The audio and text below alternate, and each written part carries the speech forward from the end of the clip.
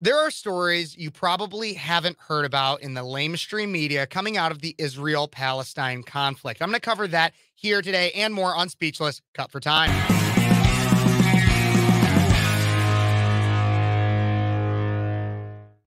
Hey, everybody. Welcome back to Speechless Cut for Time. I'm your host, Kev Phares, 22-year-old conservative college student out of Central Illinois, host of Speechless on Cities 92.9, the news and talk of Bloomington, Normal, and beyond. I can't necessarily fit everything I want to fit into my 2 hours, my 2 hour radio show on Sundays. So I bring it right here onto my YouTube channel so that you guys never miss a minute of some of the things the lamestream media won't cover. And this is a perfect example. To make sure you guys don't miss a minute of that, don't forget to like this video, subscribe to the channel. I'm almost to 1,000. Let's get me there. I'd appreciate it. Share this video with your friends, tell them to subscribe too, and comment what you think, especially as this is a story that you may not have heard about. So we're going to get into that, but I want to start off with a bit of a preface, everybody. Much of my content in the recent weeks, I've kind of avoided directly discussing what is going on in Israel and Palestine, and just on that issue, because I don't feel like I'm an expert in that topic, in the history of it, and all of the religious background and everything like that. It's not my forte. So if you've watched any of my content in the last few weeks where I do mention the conflict, while I might discuss some of the atrocities that have happened, my focus has been much more on the responses from government, representatives, protesters, college students, and the overall reactions from the global community. That's what I feel much more in tune with. But I've stayed away from the conflict in and of itself, the history of it, the whole context, all of that. This was not an effort to shield any of you, my viewers, from the truth, but in fact, to allow you to seek it for yourself from a source that could bring you more knowledgeable and contextualized information, something that I did not feel qualified to do. I still don't feel fully qualified to do that. However, in my own consumption of alternative media, I have found that much like any other news story, there are things that are purposefully underreported to fit a prevailing narrative. And that's what I've noticed. But from that, I want to remain transparent and say that this whole time, I have made my opinion relatively clear. I support Israel. I believe that they are on the right side of this fight.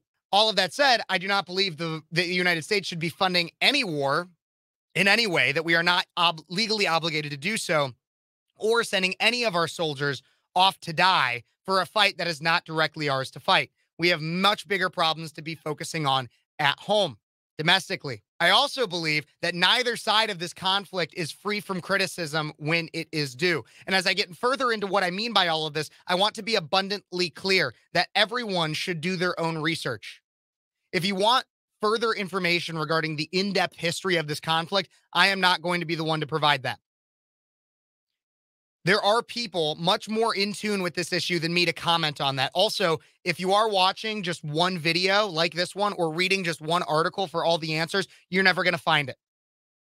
You're never going to find what you're looking for. So please, please, please, I urge everybody to do, when you're going to come up with a rational opinion on a subject, do as much research as possible. I have done research. I do know, and I have an idea about the history and the context of the Israel-Palestinian conflict. But in terms of creating top quality content for you guys, I don't believe that's where my expertise lies. So to start off, I want to outline why I do believe Israel is on the right side of this fight. One, Israel has attempted peace talks with Palestine on at least 3 separate occasions, all of which were never settled because Palestine was not willing to compromise. They simply wanted Israel to be dissolved. Israel, on the other hand, was willing to sit down at the table and say, okay, let's look at these territories. What can we compromise on? How can we come to a peace agreement? That's the first thing. The second thing is the actions of Hamas and the jihad, which make up a good portion of the Palestinian governing body, are horrific and definitively acts of terrorism. They are also incomparable to any actions ever committed by Israeli Defense Forces. Trey Yingst. So to provide some context and evidence for this, because as I said earlier, we need to do further research. Trey Yingst, who is a reporter for Fox News, is on the ground in Israel and has talked firsthand with an Israeli first responder who described things that he saw. I will warn you, the actions described in this clip are graphic. They are. So if you need to skip through or you need to go away, while I don't encourage that, I understand if you need to.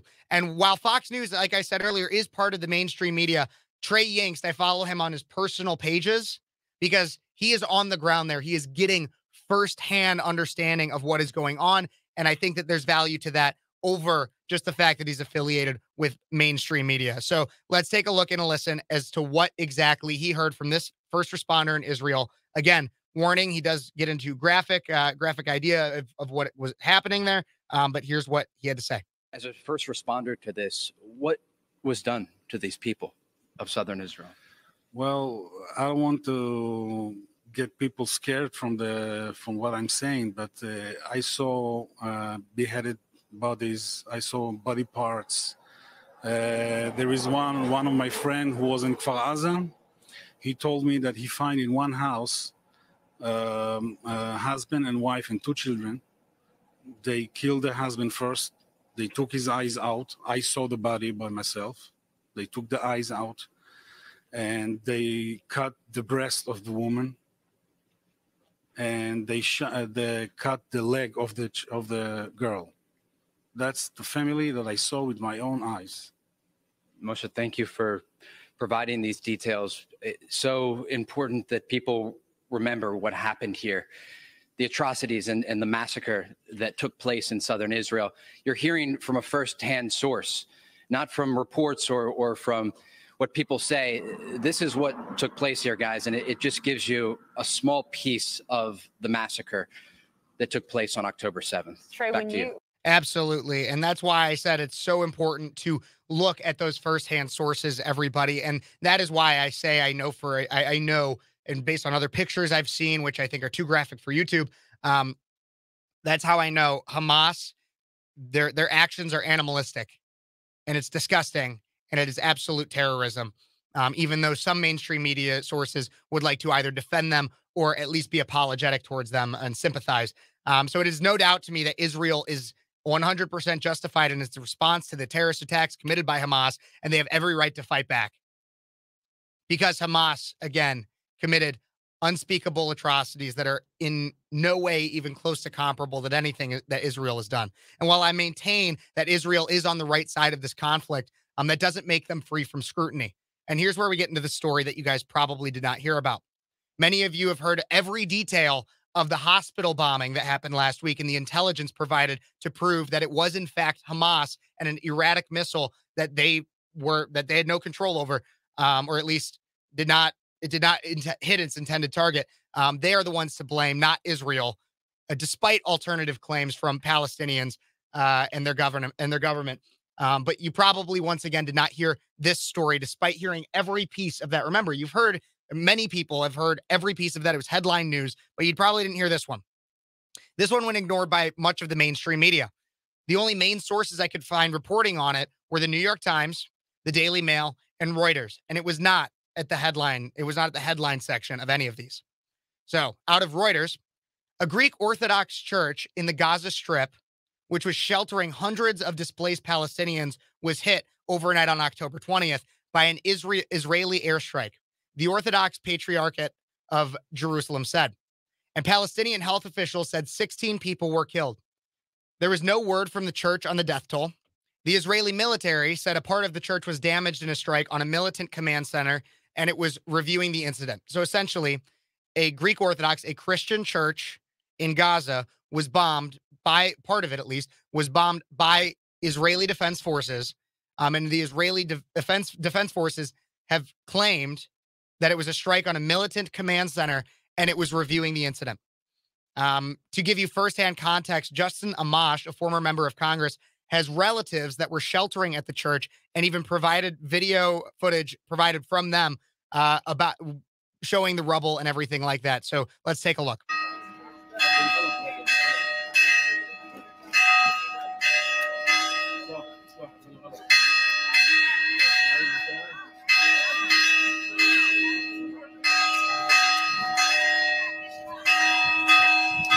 So you can see it was part of it was decimated within this. This is once again a Greek Orthodox, a Christian church. I believe it was the oldest standing church, Christian church in Gaza. So as you can see, Israel also has, obviously it's an act of war. They were retaliating against, and I believe that in some way retaliation is absolutely justified from the terrorist attacks. But in fact, Amash, who provided that video on his Twitter, included a picture of a baby that had been killed due to the bombing in the same thread, stating, quote, "This is my second cousin George being pulled from the rubble at St. Porphyrius Orthodox Church in Gaza. This beautiful baby committed no crimes, harmed no person. May his memory be eternal." If you'd like to see a photo of that for yourself, check out Justin Amash's Twitter page. I'd like to refrain from putting that on my channel simply due to its graphic nature, and avoid sensitivity strikes from YouTube. But why does all of this matter when I'm looking at all of this? And why does it matter that you weren't told this story, or you likely weren't?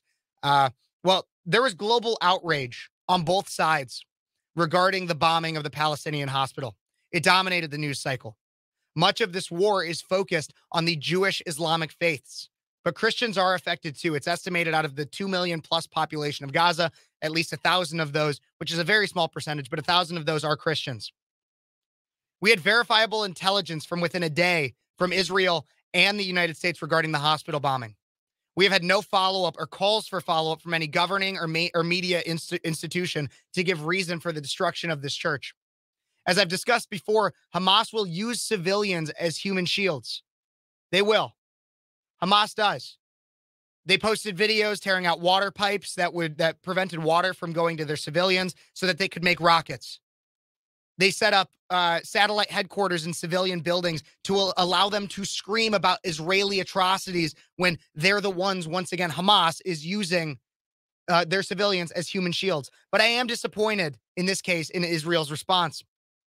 While I understand that there are casualties in war, Christians globally are the #1 ally of Israel. When Israel mistakenly targeted an Egyptian position, they quickly apologized. Now, this story about them bombing a Christian church is being buried by the media, and Israel has no further comment, at least since it took place, and they commented that they were looking into it. This is, in part, an attack on Christians as well. Christians deserve an answer. Christians do deserve an answer for this.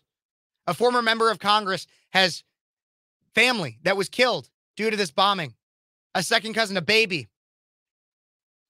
People deserve answers for this just as much as they deserved answers for what was really a parking lot to a hospital in Gaza.